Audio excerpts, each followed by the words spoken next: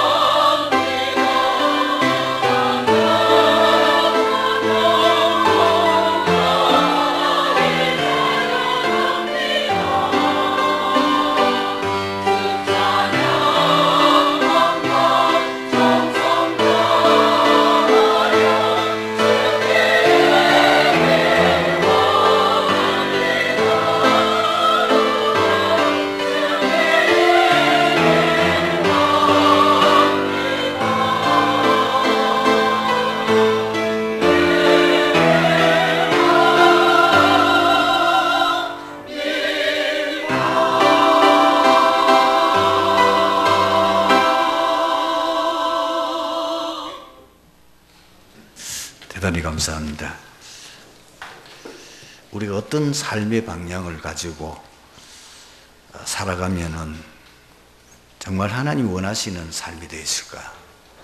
우리는 복음도 받았고 또 세계 복음화라고 하는 일에 천명도 받았습니다.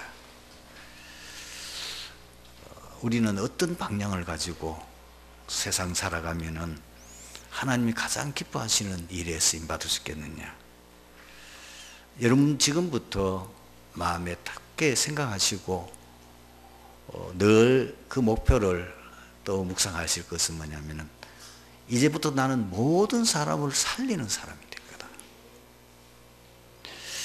모든 사람을 살리려고 하면은 제일 첫 번째로 기억해야 될 것은 왜 세상이 어려운가 하는 겁니다.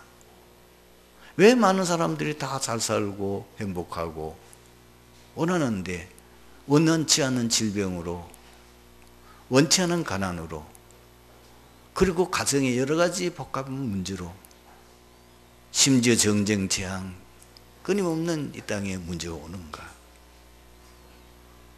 그 원인을 먼저 아는 것이 중요하죠. 그것은 인생의 모든 문제 시작은 창세기 3장입니다. 창세기 3장 근본 문제에서부터 시작되어진 12가지 문제 때문입니다. 창세기 3장, 6장, 11장은 뭐죠? 모든 사람들이 나 중심으로 살기 때문에 그렇습니다. 오직 세상 물질 중심으로, 성공 중심으로, 내 잘되는 것 그걸 중심으로 살고, 그러다 보니 남이야 죽든지 말든지 나만 잘 되면 된다, 이 중심으로 살다 보니까 세상이 어려운 거예요. 거기다가 세상 문화는 뭐지요? 완전 사단, 귀신 섬기는 문화입니다. 무속, 점술, 우상숭배 다 기모요. 여러분들이 그냥 봐서 그렇지 선진국이든지 지금 후진국이든지 뭐 어떤 나라든지 가보면은 문화가 뭐죠?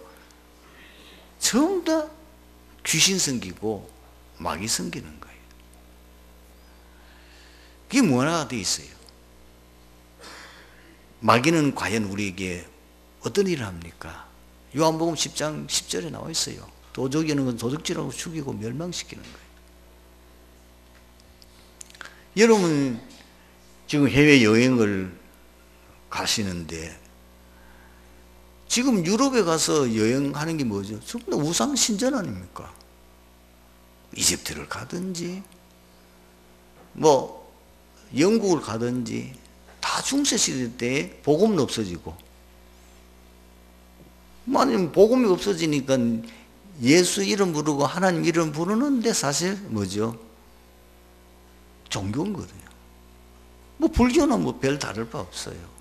세상에 나가보면 세상의 모든 지금 문화들이 우상 섬기는 신전과 관계되는 문화예요. 그러니 계속 재앙이 닥칠 수밖에 없죠. 왜? 이 사단은 인간을 멸망시키기 위해서 온 거거든요. 우리 시준 아담 하와를 멸망시키기 위해서 온 인류를 창세기 3장 문제에 빠뜨리고 지금도 변함없이 그 일을 하고 있는 거죠. 이걸 지금 정치인들이 아느냐 모르지, 경제인들이 아느냐 몰라요, 유명한 학자들이 몰라요. 이걸, 이 영적 비밀을 몰라. 가장 안타까운 거는 교회가 이걸 모른다는 거죠. 그런데 뭐죠? 인간은 이미 창세기 3장 문제로 인해서 6가지 운명 속에 딱 올무에 갇혀 있는 거예요. 어느 누구도 거기서 빠져나오는 비밀을 모르면은 반드시 영적 문제가 오는 거예요. 우상숭배, 반드시 정신 문제고, 육신의 문제고, 내세 문제고, 이 문제가 그대로 자녀에게 또 대물림되는 거예요. 이 자녀에게 대물림되는 것을 여러분들이 보고 있지 않습니까? 모든 사람들이 결국은 이 올무 속에, 운명 속에 다 묶여 있는 거예요.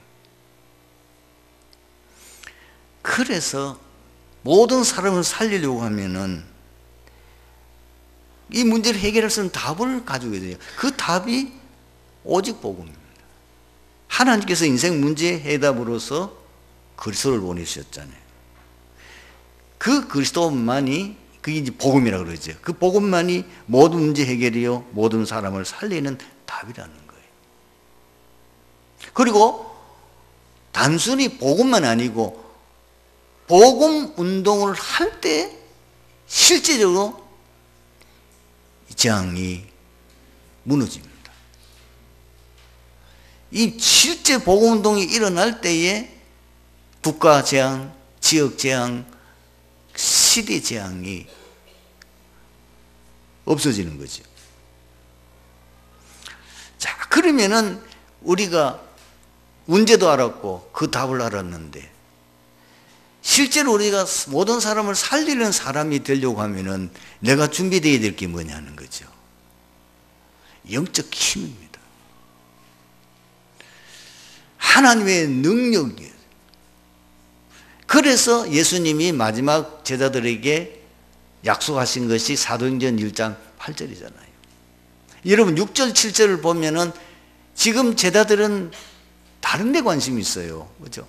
이스라엘을 회복하심이 이때니까 지금 속국돼 있으니까 언제 메시아 정치적인 메시아가 일어나서 우리를 이 로마에서 해방시켜서 정말 이스라엘 나라가 세계를 지배하는 나라가 되겠냐 이랬을 때에 예수님은 그거 너희 알 바 아니라고 그랬어요. 사실 지금 이스라엘 백성들은 그게 굉장한 고통이고 이 문제 해결돼야 되는데 예수님은 그게 아니라는 겁니다. 오늘 우리가 자꾸 실수하는 게 뭔지 아시죠? 내 문제 해결하려고 하고 지금 눈에 보이는 현실 문제를 어떻게 하면 해결할 수 있냐 이게 관심인데 그 관심의 진짜 해결이 뭐냐? 내가 있는 지금 육신의 문제는 진짜 원인이 육신 문제가 아니라는 겁니다. 이걸 거의 사람들이 몰라요. 신자도 몰라요. 아시겠어요? 그러니까 해결 안 되는 거예요. 아무리 몸부림쳐도 해결하려고 해도 안 되고 그렇게 뭐 병원이 이 대구 시내에 꽉 들어차 있는데도 병원에 가보면은 늘 환자들이 차고 넘치는 거예요. 그렇게 많은 사람들이 고쳐 나가는데 태어난 사람 얼마나 많습니까? 줄 섰어요. 그런데 고치고 나면 또 아파가 또 돌아야 돼. 계속 반복돼요. 인생의 문제는 영적인 문제예요. 근본 문제에서 육신의 문제는 한참 뒤에 오는 거예요. 이거를 알지 못하는 거예요. 이 문제를 해결하려고 하면은 복음의 능력이 있어야 되는 거죠. 내가 세상 살리려고 하면은 복음의 능력이 필요한 거예요. 그래서 예수님이 8절을 말씀하잖아요. 오직 성령이 너에게 임하시면 너희가 권능을 받고 예루살렘과 온 유대와 사마리아와 땅끝까지 내 증인이 되리라. 그리고 뭐가 준비되어 있냐 하면은 모든 사람을 수용하고 이해하되 초월해야 돼요. 사람들 속에 여러분들이 함께 휩쓸리면은 안 돼요. 이해한다고 해서 그 사람들을 여러분들이 배려한다고 해서 그 사람들을 같이 생활하면 여러분도 같이 빠져 죽어요. 뭐 뭔지 아시겠죠? 그거를 초월해야 돼요. 그리고 사람을 살리는 데는 이 복음의 능력과 그 다음에 사람을 이해하고 배려하고 그걸 초월할 수 있는 힘과 실제로 여러분들이 사람을 살리는 말을 할 수 있어야 되는 거예요. 복음으로 힘을 주고 소망을 주고 믿음을 심어야 돼요. 여러분들이 주위에 또 여러분 하는 말을 그냥 하고 넘어가서 그렇지 모든 주위에 있는 사람들이 하는 말이 전부 다 사람을 살리는 말이 아니고 사람을 죽이는 말을 하는 거예요. 뭐든지 부정적인 말을 하잖아요. 그러니 그 말을 가지고는 사람을 살릴 수가 없어요. 그래서 복음, 그 복음만이 사람을 살리는 힘입니다. 그 복음만이 우리에게 소망을 줄 수 있습니다. 그 복음만이 우리에게 믿음을 갖게 하는 거예요. 이 복음의 말씀을 가지고 계속 사람들을 살리는 거예요. 절대 세상 사람들의 말에 휩쓸리면 안 됩니다. 반드시 그때는 뭐냐? 모든 사람들이 부정님하는, 그러나 복음은 모든 사람을 살릴 수 있다. 당신이 진짜 복음을 안다면, 당신이 정말로 이 복음이 각인되어지면, 뿌리 내리고 체질되어지면은 당신의 인생은 바뀐다.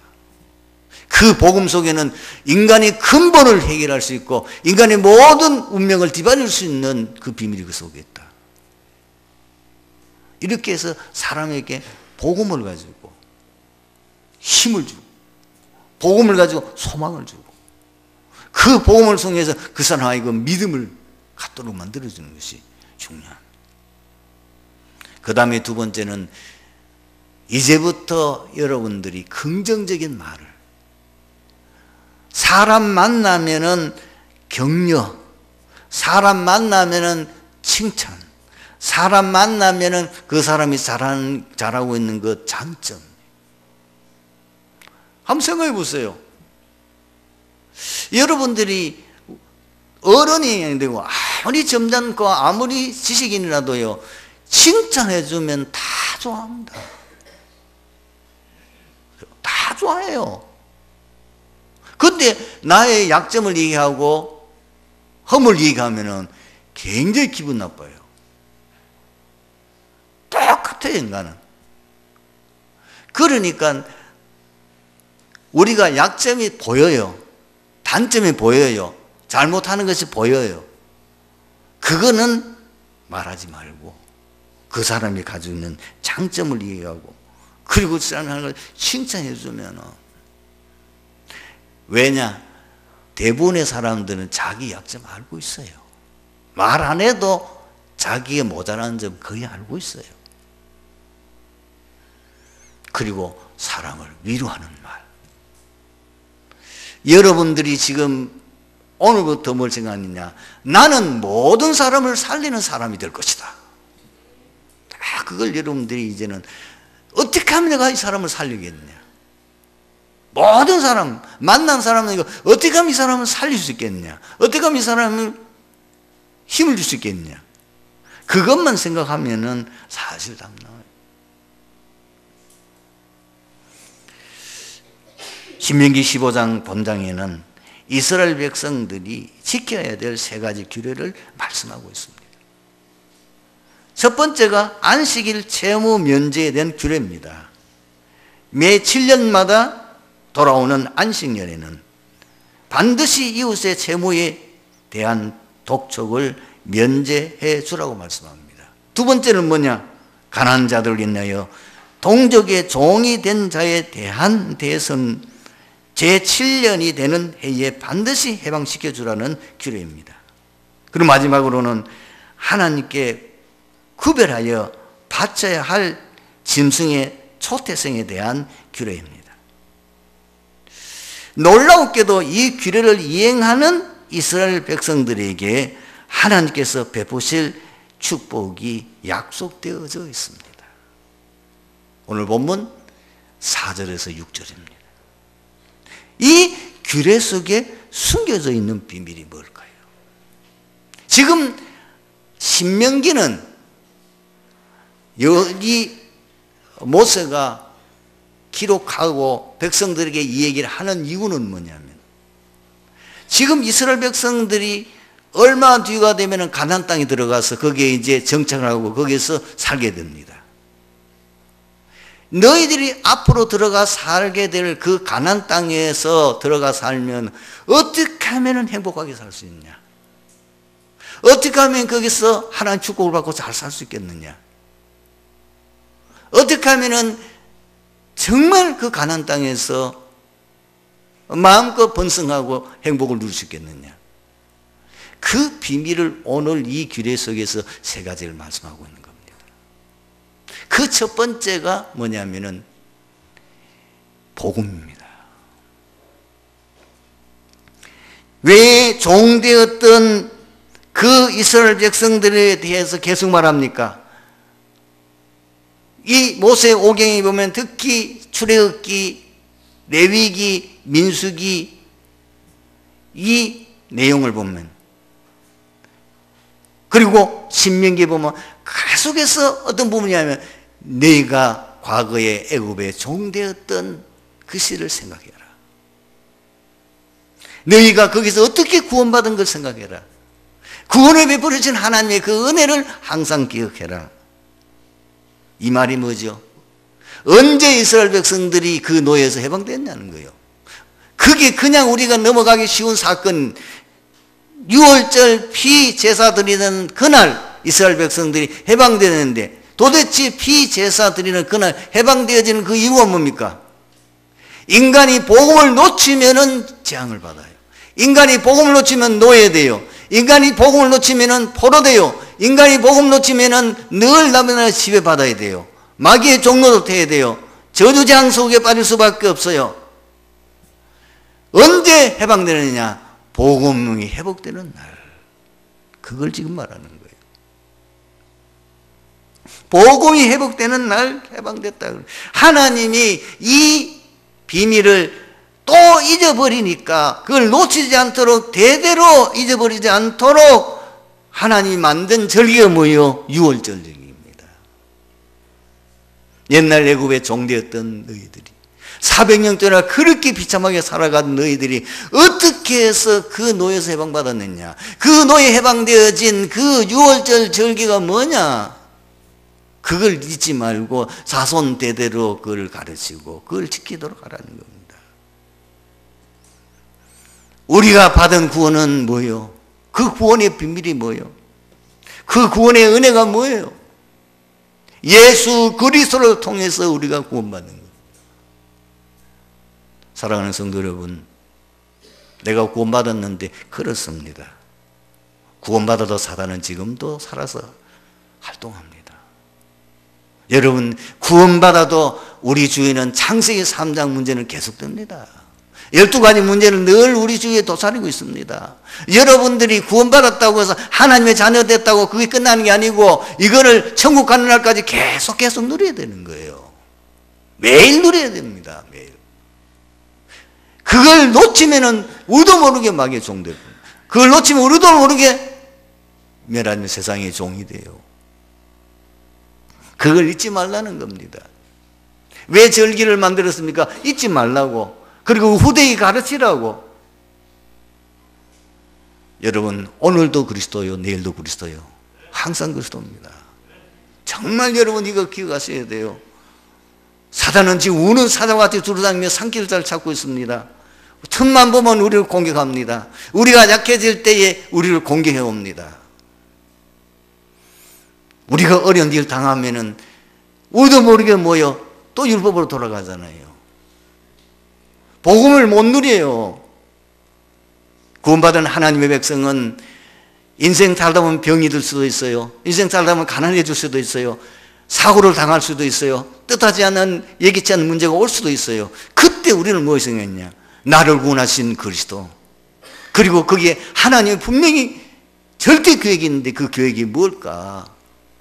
아, 이걸 통해서 하나님이 나를 더 복음 속을 깊이 들어가는 거구나. 이걸 통해서 하나님이 진짜 복음을 붙잡으라는 거구나. 내가 그동안에 잠깐 또 내가 또 한눈 파는 사이에 이렇게 내가 또 나태해졌구나. 그걸 깨달으는 겁니다. 결국은 이걸 오랫동안 놓쳐서 경고하고 꼭 건강인데 놓쳐버리니까 나중에 노예돼 버렸다고 말이에요. 포로돼 버렸다고 말이에요.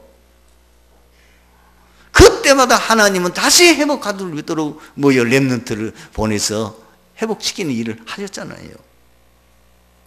두 번째로, 우리 성도가 진짜 행복하게 살려고 하면은 우리 어려운 이웃을 잘 돌봐줘야 돼요. 오늘 본문이 뭐라고 그랬습니까? 만약에 지금 내가 너에게 말한 그 규례를 지키면 어떻게 되느냐? 4절 5절을 보면은 내가 여호와께서 내게 기업으로 주시는 땅에서 내가 반드시 복을 받으리니 너희 중에 가난한 자가 없으리라.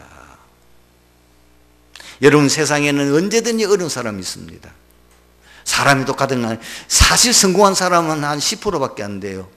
그리고 거의 한 50%는 그저 먹고 살기에 바쁘고 그 밑에 한 40% 정도는요, 거의가 어떻습니까? 가난과 어려움 가운데 지달리고 있습니다. 이런 가난한 사람들, 어려운 사람들 많이 늘 있습니다. 그런 사람들이 어려울 때 네가 정말 그들의 어려움을 이해하고 도와주기를 그치지 말라는 겁니다. 그래서 뭘 얘기합니까? 너희가 과거에 하나님께로부터 갚을 수 없는 많은 빚진 자인 것만큼 동일한 처지에 있는 자들 긍휼히 여기라는 겁니다. 너희가 과거에 그 400년 동안이나 종살이하면서 노예 살면서 얼마나 고생했느냐. 지금 네 동족 가운데에 그 사람이 노예가 되고 싶어서 노예됐냐, 그 사람이 종살이하고 싶어서 종살이 됐느냐. 어쩔 수 없이 지금 어려운 가운데 네 얼마나 힘들겠느냐, 얼마나 어렵겠느냐. 그 어려운 이웃을 항상 생각하고 그 어려운 이웃을 돌봐주라는 겁니다. 하나님께로부터 우리가 많은 은혜 받은 것, 우리가 갚을 수 없는 많은 빚진 자임을 생각하고 종살이하고 있는 그 동족을 긍휼히 여기라는 겁니다. 우리가 하나님께로부터 1만 달란트 빚 탕감받은 것처럼 우리 주위에 조금 적은 100달러 정도 여러분 빚진 자를 용서해 주고 그를 면책해 주라는 겁니다. 그 재물을 면제해 주는 것이 하나님께 빚진 것을 갚는 길이고, 또 그렇게 하게 되어질 때 하나님께서 긍휼과 축복, 하나님께 긍휼과 축복을 받는 길임을 말합니다. 오늘 본문에 이렇게 되어 있습니다. 내가 만일 내 하나님 여호와의 말씀만 듣고 내가 오늘 내게 내리는 이 명령을 다 지켜 행하면 내 하나님 여호와께서 내게 기업으로 주신 땅에서 내가 반드시 복을 받으리니 너희 중에 가난한 자가 없으리라. 내 하나님 여호와께서 내게 허락하신 대로 내게 복을 주시리니 내가 여러 나라에 구워줄지라도 너희는 꾸지 아니하겠고 내가 여러 나라를 통치할지라도 너는 통치를 당하지 아니하리라. 우리의 주위에는 늘 어려운 사람이 있습니다. 우리가 도와줘야 될 사람들이 많이 있습니다. 우리가 복음으로 도와주고 여러 가지 물질로 도와주고 그들을 위로하고 격려하고, 우리 교회 안에 여러분 조그만 주위에 보면은요 소외된 성도들 많이 있고요, 어려움을 당하고 있는데 그 어려움을 아무도 알아주지 못하는 우리의 소외된 사람들 늘 여러분들 살피고, 그렇게 할 때 하나님께서 우리에게 복을 주시겠다고 약속하셨습니다. 가나안 땅에 들어가거든 반드시 내가 이런 어려운 이웃을 항상 돌봐줘요. 그들의 무거운 채무를 지고 있는 너희들이 그 상감해주고, 세 번째 가나안 땅에 들어가서 정말 잘 살 수 있는 건 뭐냐? 예배입니다. 하나님이 가장 기뻐하는 것은 가장 좋은 것으로 하나님께 예배하는 것입니다. 하나님께서 광야길 가는 이스라엘 백성들에게 가장 중요하게 말씀하신 것이 예배입니다.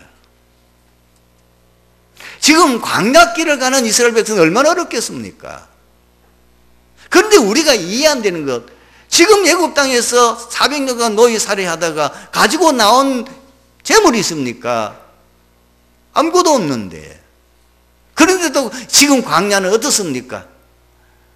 먹을 것, 마실 것, 물도 없어. 메마른 사막이에요. 그 환경 속에 살아가는 것이 얼마나 어렵겠냐 그 말이에요. 만약에 이스라엘 백성들이 가나안 땅에 들어가서 어느 정도 이제 모든 삶이 안정이 되고 먹고 사는 것이 어느 정도 안정이 되어질 때에 성막을 만들어라. 그때 5 제사 규례를 만들어서 제사 드려라. 새 규례를 만들어서 1년에 3차례씩 절기를 만들어서 지키라 하면은 이해가 돼요.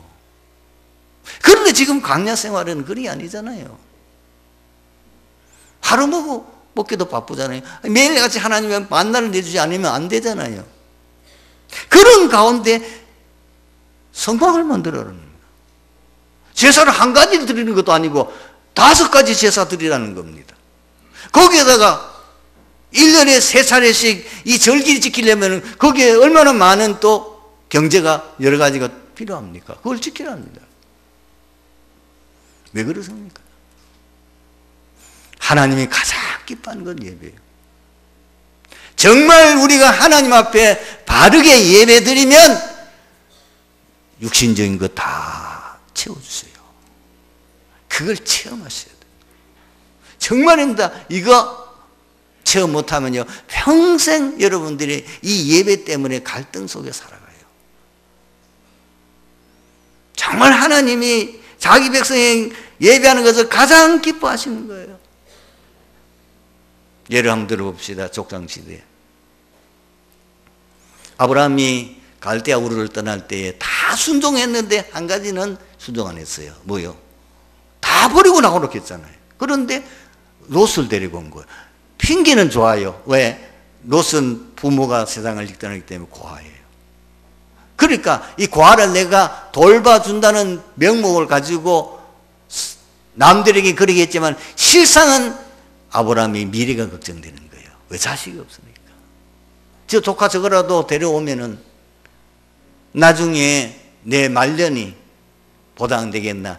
이런 사실은 숨겨진 그 어떤 다른 동기가 있거든요. 그걸 가지고 이 롯을 데려왔는데 이게 사사건건 문제인 거예요.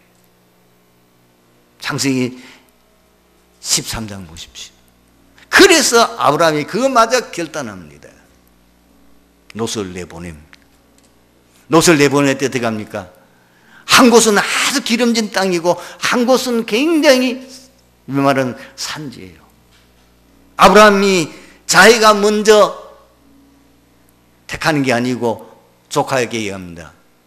이 둘 중에 네가 어느 것을 택하든지 네가 먼저 택하면 나는 다음을 택하겠다. 롯이 보니까 소돔 그 고만한 그 땅은 기름진 땅이고 물이 많고 참 번성한 땅이라 욕심이 많아서 그걸 택하였으니까 아브라함은 할 수 없이 뭐예요? 산지를 택해 가야 돼요. 그런데 창세기 14장 14절을 보면은 하나님이 산지를 택한 그 메마른 땅에 살고 그러면서도 아브라함은 가는 곳마다 제단을 쌓아요. 여러분 제단 쌓는 것이 무슨 장난이 아닙니다. 반드시 그 제단을 만들고 거기다가 양을 잡아서 제사 드리는 그게 보통 문제가 아니에요. 그때 아브라함은 가는 곳마다 제단을 쌓아요. 유목민이다 보니까 한 곳에 정착하는 게 아니에요. 한 곳에 거기에 이 양을 치다가 거기에 이제 먹을 풀이 다 없어지면 다른 곳으로 옮겨야 되는 거예요. 그때 옮길 때마다 거기에 제단을 쌓는데 하나님이 얼마나 축복하셨는지 창세기 14장 14절 보니까 아브라함 집에서 그 재산을 관리하는 그 경호원 318명. 그러면 거기에 만약에 식솔이 붙었다면 1000명이에요. 그 당시에 여러분 아주 1차 산업이고 아주 그 어려운 시대에 얼마만큼 하나님 물질을 쏟아 부어 주었으면 그런 역사가 났냐는 거죠. 출애굽 시대, 왕정 시대, 초대교회 다 마찬가지입니다. 초대교회는 사도행전 2장 42절에 이렇게 읽죠. 주일 예배 드리는 모습입니다. 사도의 가르침을 받아 서로 교제하며 떡을 떼며 오로지 기도하기를 힘쓰니라. 하나님께서 이 초대교회 이렇게 하는 그 모습을 보고 놀라운 은혜와 축복을 주셨습니다. 하나님이 가장 기뻐하는 것. 오늘 우리는 3가지를 기억하시기 바랍니다. 인생 모든 문제는 복음입니다. 그 복음을 24시 각인뿌리 체질. 복음 놓치면 죽어요. 복음 놓치면 재앙당해요. 복음 놓치면 반드시 포로되고 놓여야 된다는 사실. 교회 안에 같은 성도들의 어려움을 늘 돌봐줘요. 하나님은 그걸 기뻐하세요. 그러면은 너 중에 가난한 자가 없게 할 것이다. 하나님께서 내가 네게 복을 주겠다. 3번째는 예배입니다. 예배 제대로 성공하십시오. 정말 여러분들이 모든 불신앙적인 생각 버리고 하나님 앞에 여러분들이 제대로 예배하시면 하나님께서 이 약속하신 말씀대로 우리에게 주실 줄로 믿습니다. 그래서 이제부터 여러분의 믿음의 큰 그릇을 준비하시기 바랍니다. 복음만 믿는 믿음의 그릇 준비하십니다. 그리고 이제는 모든 사람을 살릴 수 있는, 수용하고 초월할 수 있는 믿음의 큰 그릇을 준비하시기 바랍니다. 그리고 하나님께서 우리에게 뭐요? 세계복음화 1000명 주셨습니다. 그것이 내 인생의 삶의 목적이요, 목표요. 그것이 내가 인생에 살아야 될 이유가 되어질 때 하나님께서는 여러분을 통하여 세계복음할 수 있는 놀라운 증거와 응답, 이 드리드 교회를 통해서 이 지역 살리고 나라 살리고 세계 살리는 증거 주실 줄로 믿습니다. 기도하겠습니다. 하나님 감사합니다. 오늘 주신 말씀 속에서 드리드 교회의 모든 성도들이 이제 내가 살아가야 될 삶의 방향을 확실히 알게 하시고 내가 어떻게 하면은 이 땅에서 하나님 주시는 복을 풍성히 누리며 하나님 주시는 그 사명을 제대로 감당할 수 있을지 그 비밀 세 가지를 오늘 언약을 붙잡고 평생 누리며 그것을 누릴 수 있는 믿음의 큰 그릇을 준비하게 하옵소서. 주 예수 그리스도 이름으로 기도드리옵나이다. 아멘.